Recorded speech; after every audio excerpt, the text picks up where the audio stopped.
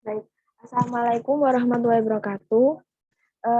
Pada pertemuan kali ini, kami dari kelompok 11 akan menjelaskan mengenai siklus-siklus daya gas dan uap, serta contoh aplikasinya di pertambangan. Next.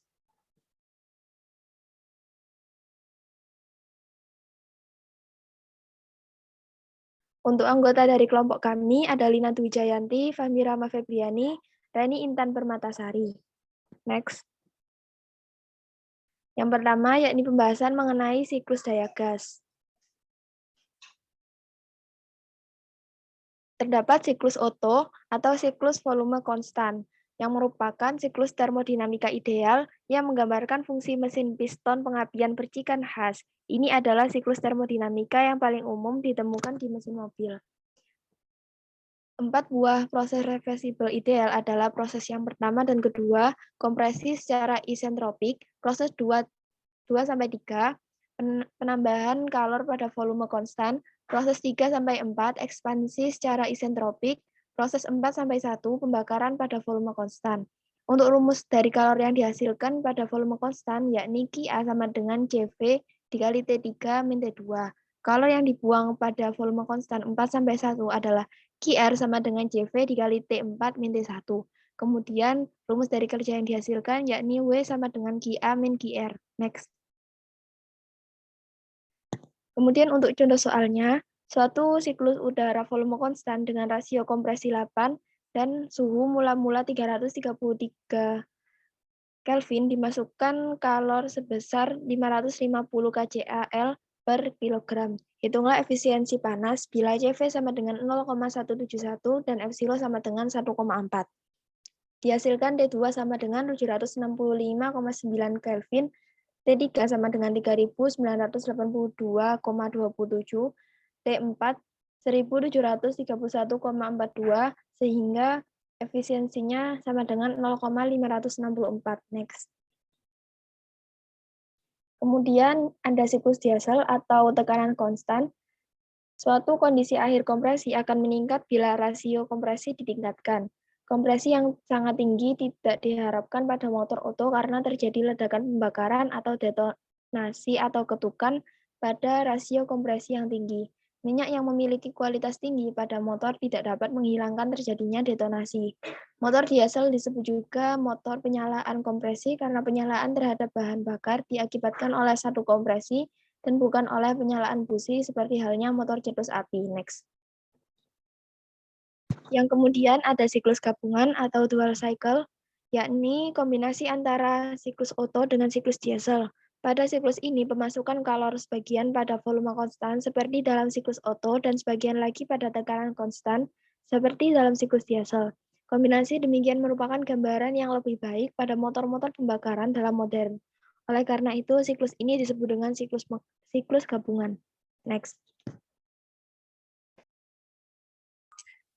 Yang selanjutnya ada siklus Atkinson. Siklus Atkinson adalah suatu siklus untuk motor Otto dengan ekspansi gas buang ke sebuah turbin gas.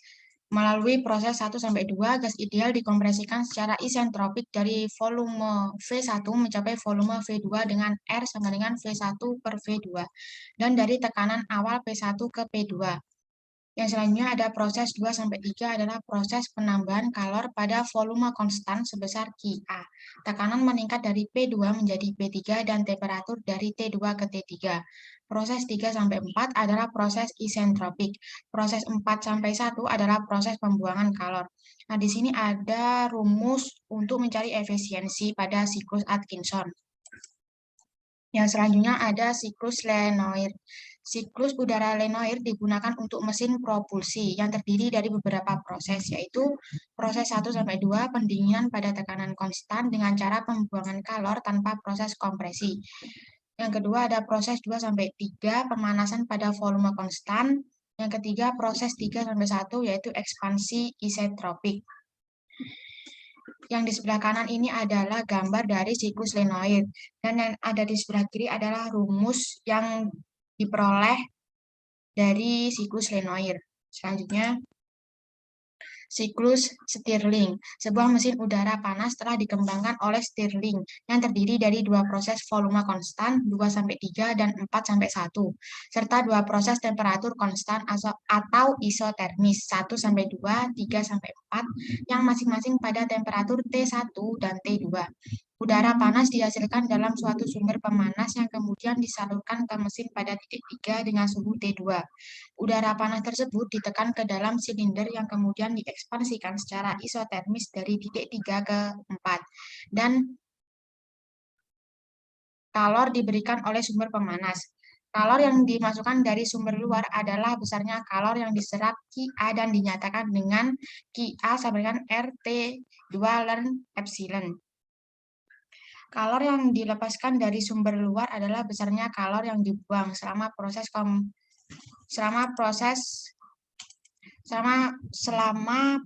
kompresi isotermis 1-2. Didapatkan rumus seperti gambar di samping ini. Yang selanjutnya yaitu efisiensi dapat dinyatakan seperti rumus yang ada di bawah. Selanjutnya ada rumus siklus Frescon. Secara termodinamik, siklus Erikson secara termodinamik, siklus Erikson adalah reversibel akibat cara kerja dari regeneratornya selama kedua proses tekanan konstan. Udara panas pada temperatur T2 dialirkan melalui suatu sumber pemanas dan ditekan paksa ke dalam silinder motor yang kemudian diekspansikan secara isotermis seperti terlihat pada proses 3-4. Untuk rumus yang digunakan ada seperti pada gambar di samping sebelah kanan. Selanjutnya 2. Siklus daya uap. Siklus ideal Rankine. Siklus ideal Rankine merupakan siklus dasar dalam pembangkitan listrik tenaga uap.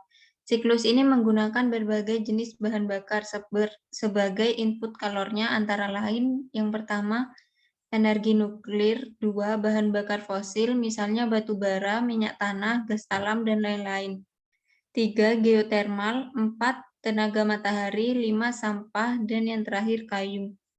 Di sini terdapat gambar proses siklus ideal Rankine. Proses yang terjadi 1-2 kompresi adiabatik atau isentropik reversibel di dalam pompa. 2-3 pemasukan kalor pada tekanan konstan di dalam kettle atau boiler.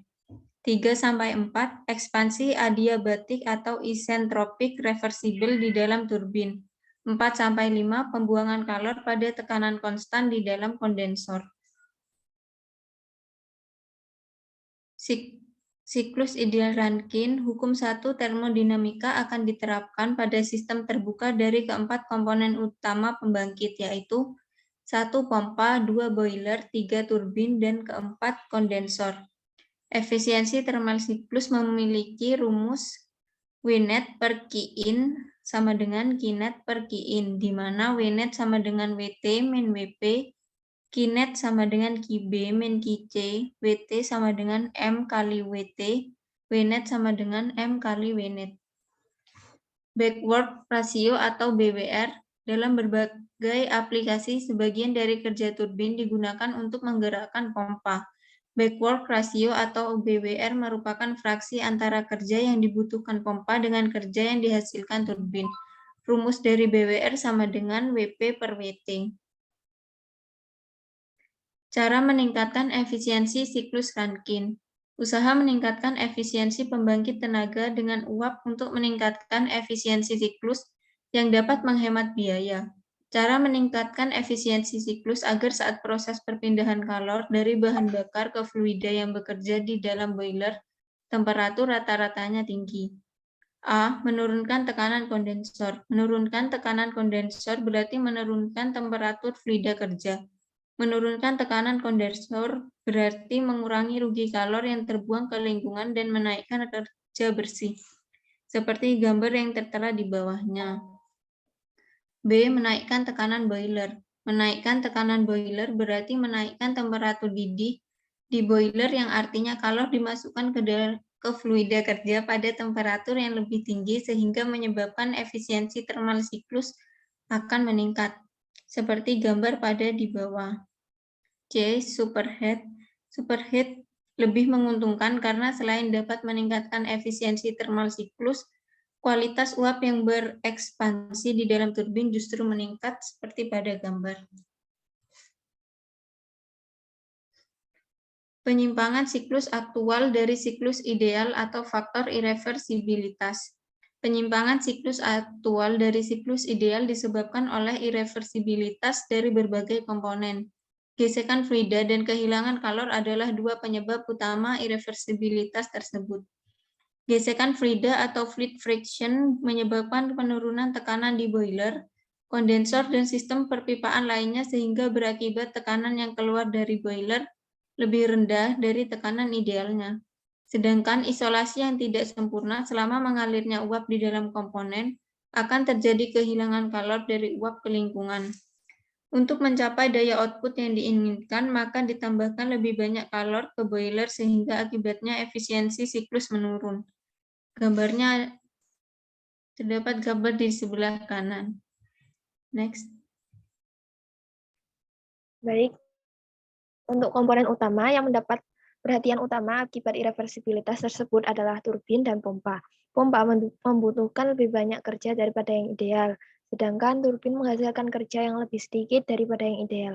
Rumusnya tertera pada layar. Next. Kemudian, siklus ideal Rankine dengan reheat. Salah satu cara untuk menaikkan efisiensi termal siklus adalah menaikkan tekanan boiler. Namun hal ini mengakibatkan kandungan air dalam uap juga akan meningkat ke tingkat yang membahayakan suhu turbin.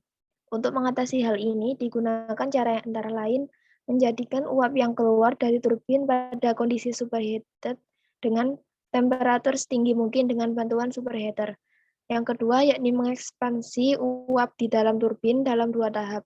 Setelah berekspansi dalam turbin tahap 1, uap dipanaskan ulang di boiler sebelum diekspansikan lagi ke turbin tahap 2.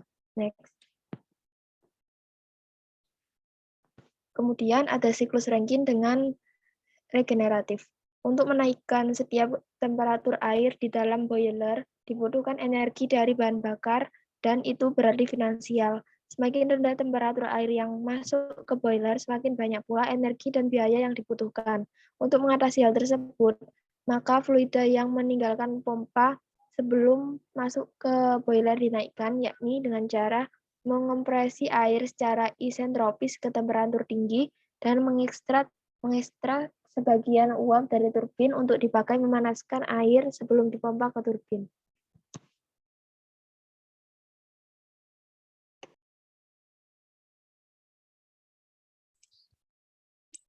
Yang selanjutnya yaitu ada siklus Rankine dengan reheat dan regeneratif. Ini adalah skema dari siklus Rankine, reheat, dan juga regeneratif. Dan diperoleh data sebagaimana tertera pada layar berikut ini. Yang selanjutnya yaitu adalah perhitungan dari soal yang sudah dijelaskan pada slide yang sebelumnya tadi, diperoleh hasil yaitu 49,98%. Yang selanjutnya ada cogeneration system. PLTU besar umumnya mempunyai efisiensi antara 30% sampai 40%. Tentulah kita mengharapkan bahwa uap yang dihasilkan semakin banyak manfaatnya. Hal ini dapat dicapai dengan mengintegrasikan pemakaian uap yang dihasilkan untuk memanfaatkan berbagai tujuan. Metode ini disebut dengan cogeneration. Unjuk kerja dari sistem cogeneration dinyatakan dengan efektivitas epsilon sama dengan kerja turbin plus panas yang dipakai untuk hal lain dibagi energi input ke sistem. Bila unjuk kerja pembangkitan tenaga hanya untuk listrik berkisar 30% sampai 40%, maka dengan sistem cogeneration memungkinkan untuk mencapai 55% sampai 70%. Yang selanjutnya ini adalah pada gambar di atas, laju aliran massa fluida kerja yang melewati kondensor dinotasikan dengan mc, sedangkan yang melewati heating load dinotasikan dengan belut. Dengan demikian, laju aliran massa fluida kerja yang keluar dari ketel menuju ke turbin adalah Mc plus belut. Selanjutnya, Contoh aplikasi di pertambangan. Contoh aplikasi di pertambangan yaitu pembangkit listrik tenaga uap batubara. Pembangkit listrik tenaga uap batubara secara sederhana adalah salah satu jenis pembangkit listrik di mana listrik berasal dari putaran generator yang seporos dengan turbin uap yang diputar oleh uap yang dihasilkan dari pembakaran batubara di dalam boiler. Pembangkit listrik jenis ini berdasarkan siklus Rankine dengan siklus Rankine regeneratif dan pemanas ulang.